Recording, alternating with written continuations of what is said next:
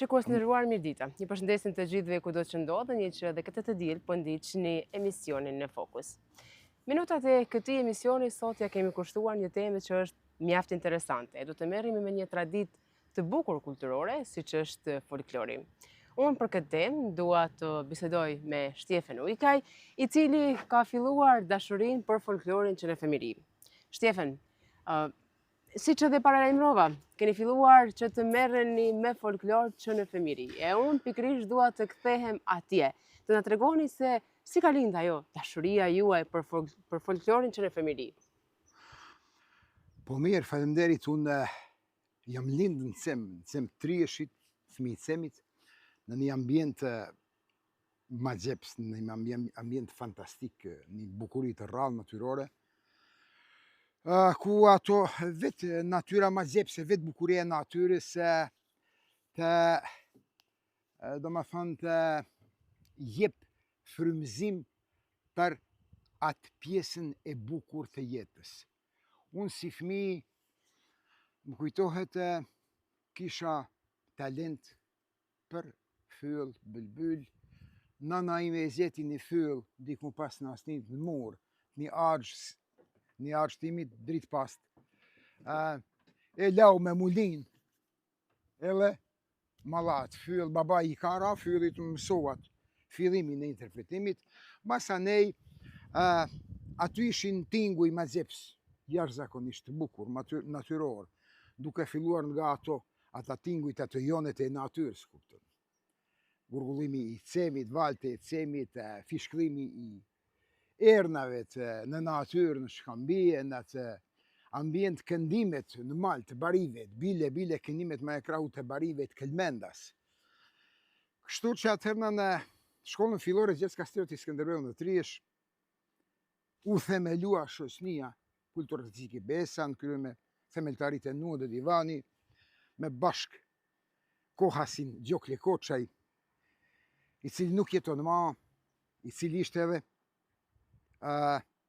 udhëheqësi artistik i seksionit folklorik të shoqënisë.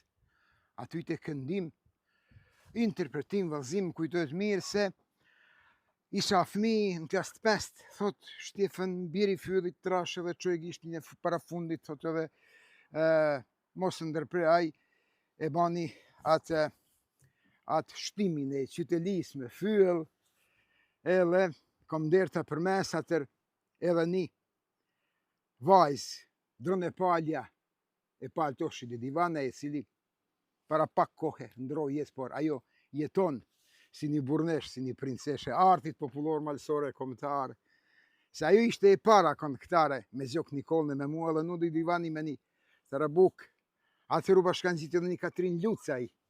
Kështu që u formua një seksion folklorik, një grup etnomuzikor i mirë fillt. Të duash diçka është shumë normale, sidomos kur jemi fëmijë kemi ato dëshirat, ndoshta që mund të bëjmë atë çfarë duam, po ju jeni përkushtuar pikërisht këtij instrumenti, që siç edhe përmendet edhe ju, fylli. Po mirë, fylli është një instrument magjik, i cili është i pranishëm, është kënë i pranishëm edhe tani është bajag i pranishëm, po thuajnë çdo shtëpi të malsorit apo të një shqiptarit të zonës veriut, të Gegnis. Ky instrument është jashtëzakonshëm, është me 3 tonalitete, me 3 mundësi zanore, është një instrument i thjeshtë, por është shumë i përdorshëm, se me atë mund të interpretosh solo, mund të përcjellish këngë, etnokëngë, mund të përcjellish valle, mund të i biesh me një tonalitet shumë të lartë, baritor, kupton, kështu që ka ato mundësit, edhe është ruajtun. Kështu që unë atër në shoqëninë Besa, i bisha fyllit, thash Gjok Nikola e Drone Palja të cilë tash nuk jetojnë, por thash ata janë ata të partë, etnomuzikës, të malësisë, që në mënyrën institucionale në skenë, kupton, interpretuan. Dronja pastaj ishte edhe si aktore në aktoret më të mira, në Besën edhe dejte ato rolet kryesore të aktrimit.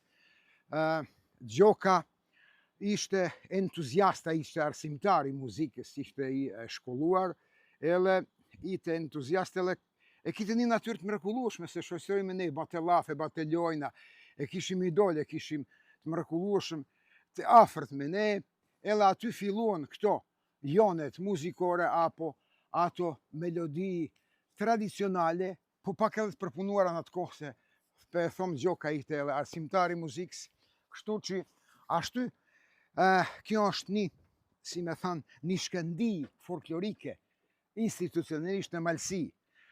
Duhet të thomë se pas aty u bashkanxhit në shumë interpretues, shumë instrumentalistë në shoqërinë Besa. Është interesante se nga vendi që vini ju, siç edhe e përmendit pra, jeni lindur në Cem dhe është jo pa qëllime kemi bërë këtë bisedë këtu pranë Cemit. Është edhe inspirim për ju Cemi. Ka pasur edhe përpara njerëz që kanë dashur dhe janë marrë me instrumente të ndryshme muzikore. Na kemi një traditë etnokulturore të mrekullueshme. Kemi traditë etnomuzikore, jashtëzakonisht të pasur. Ne i posedojmë të gjithë instrumentat, të gjithë veglat popullore. Mund të thomë lirisht. Unë tash kujtohem, edhe di sipas legjendave se në bekajt e Trieshevit janë kënë do njerëz të cilëve të kom arrit vetë si fëmijë, të cilët kanë punuar instrumenta muzikore në mënyrë të mirëfillt.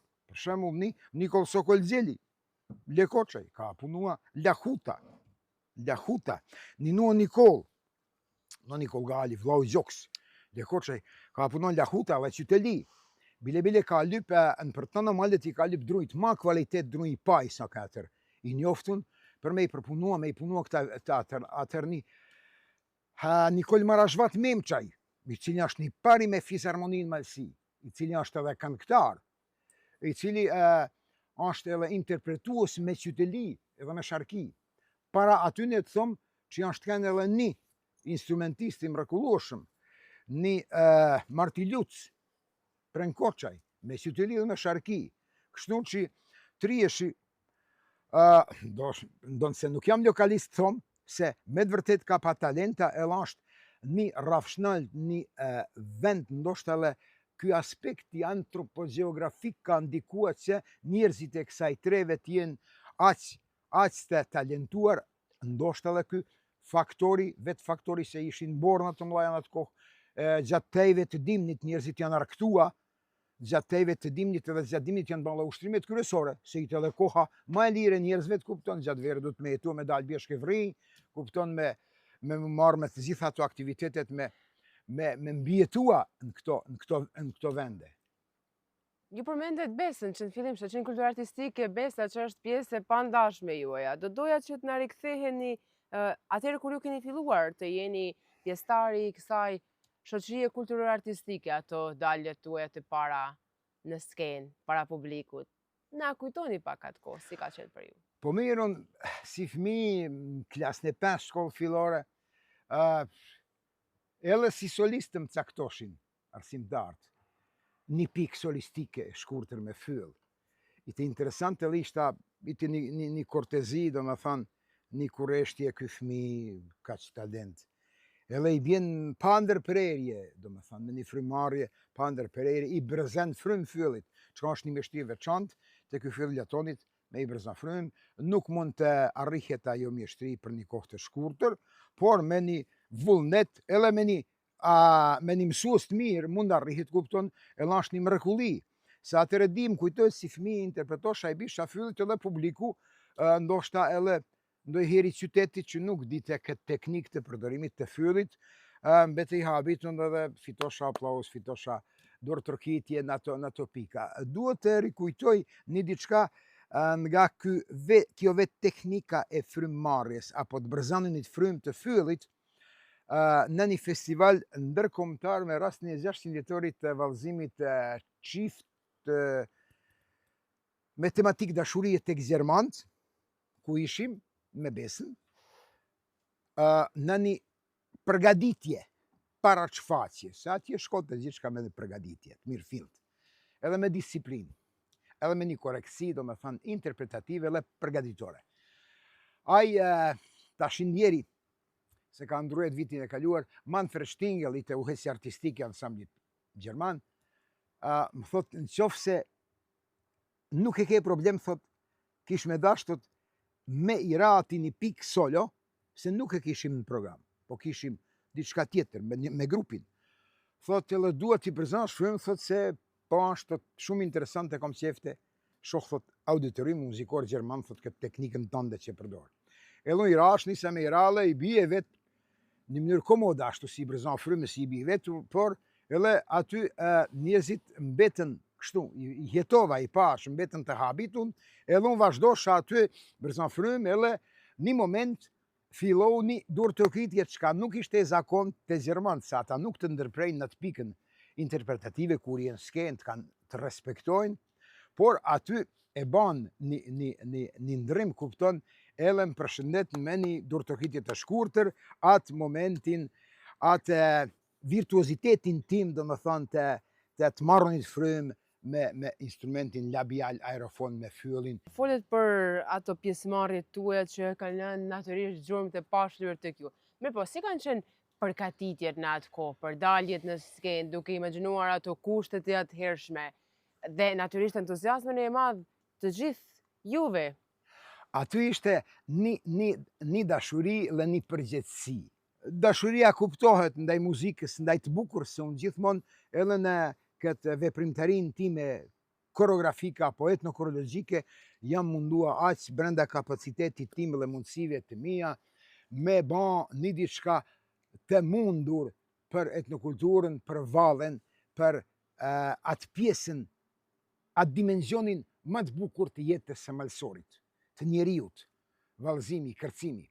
Kështu që ato e përgjithësia ishte ajo kolektive, shoqërore, sociale, se ishim në nxënës shkollës fillore, ishim antarë të ri të shoqërisë Besa, ishim arsimtarët aty të cilët kishin autoritet të madh, ishin edukator të mirë, ishin shok të mirë, luashin top me ne, shoqëroshin me ne, kështu që kishim një frymë edhe kolektive, edhe aty ajo përgjithësia, edhe ajo përgjithësia për garim i të jashtëzakonisht e zhvilluar edhe përcjellun tek nevet si të ri, nga arsimtarët, nga këta të moshurit, se aty ishte gjithmonë një motiv edhe një, si me thonë, një thuaje obligim, se na ashtu edhe kuptoshim për me korë suksese sa më të mira në festivale atër lokale, ishte aktiviteti i folklorit, do më thonë, të komunës, Titogradit, aty mërshin pjesë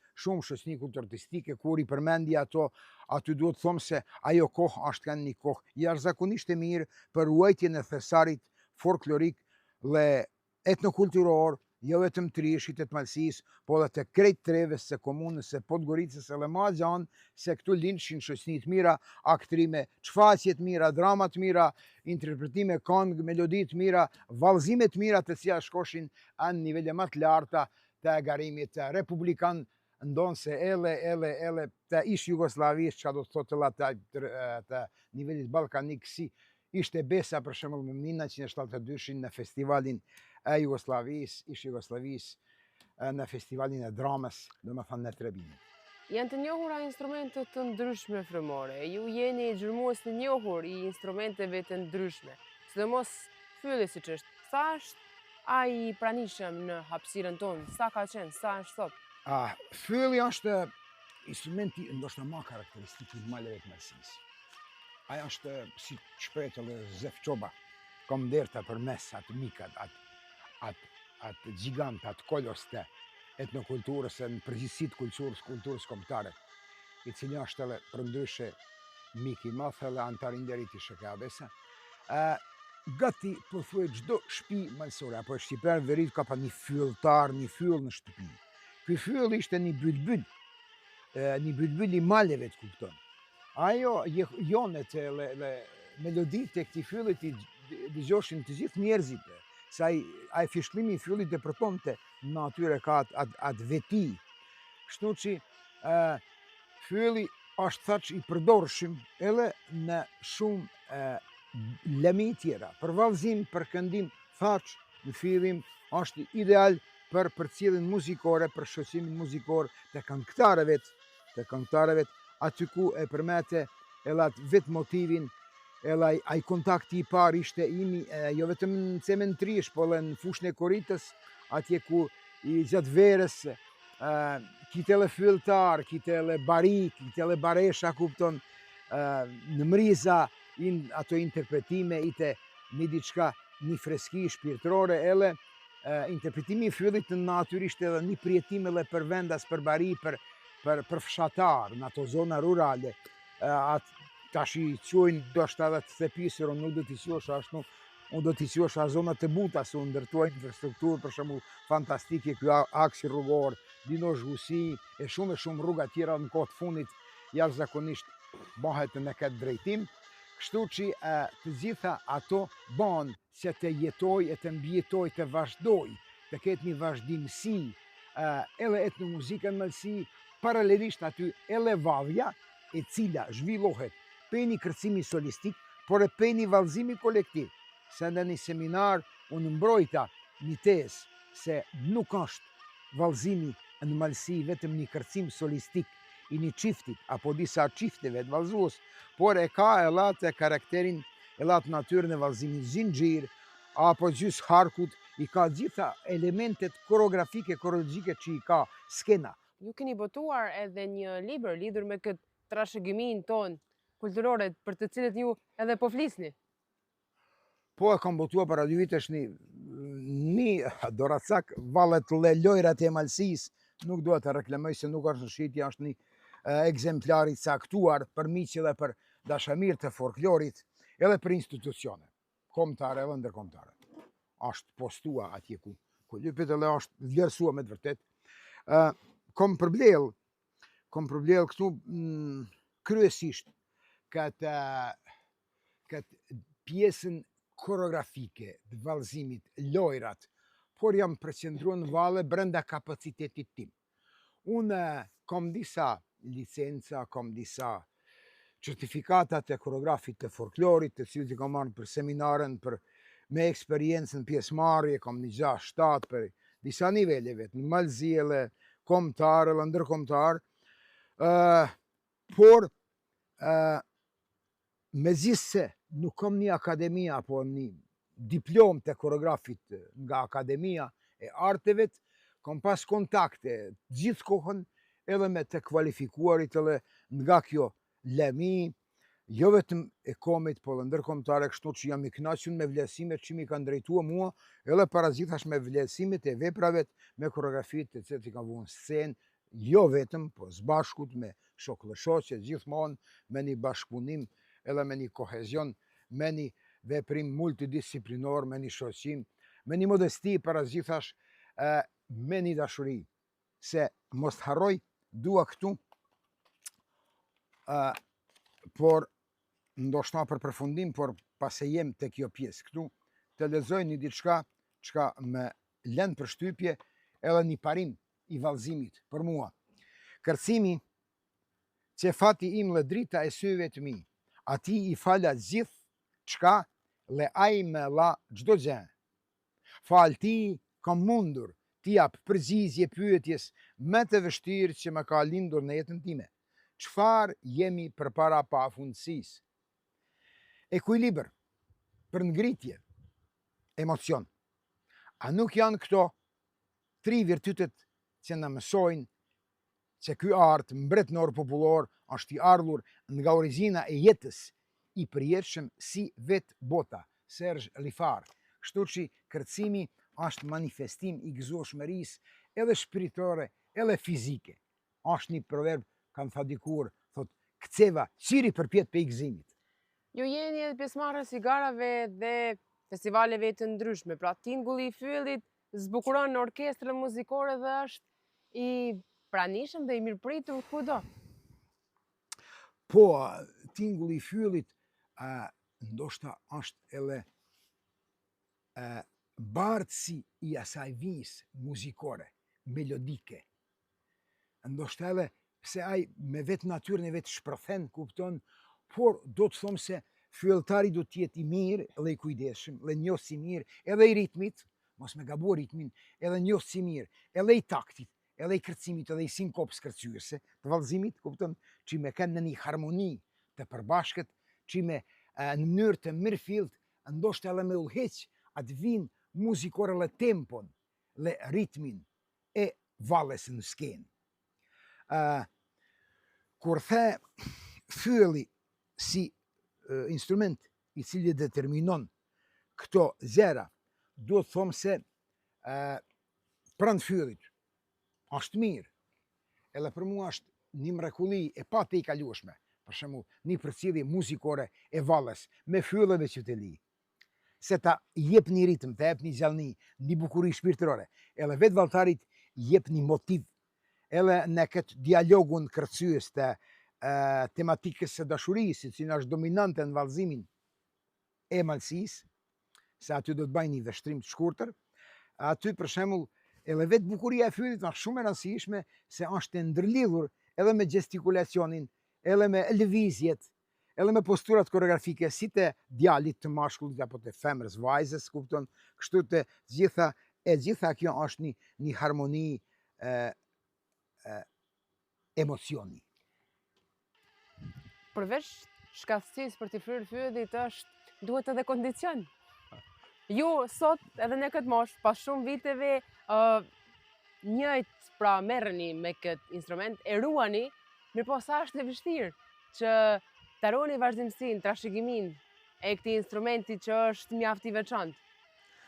Mirë, tash këtu ndoshta është një pyetje jashtëzakonisht pozitive, dikush do ta kuptonte si një pyetje provokative, por ndoshta një provokim jashtëzakonisht pozitiv, të cilin e pranoj se çdo gjë e kërkon edhe atë moshën e vet. Unë jam një grup moshës, kupton, si me tham jam një zbri poshtë këtyre brinjeve, tull dikun luk cebit e kuptoj edhe pajtohem me kënaqësi. Ky është dimensioni i ciklit të jetës e rrugtimit, ndoshta edhe artistik e një njeriu të cila merret me etnomuzikë, me koreografi.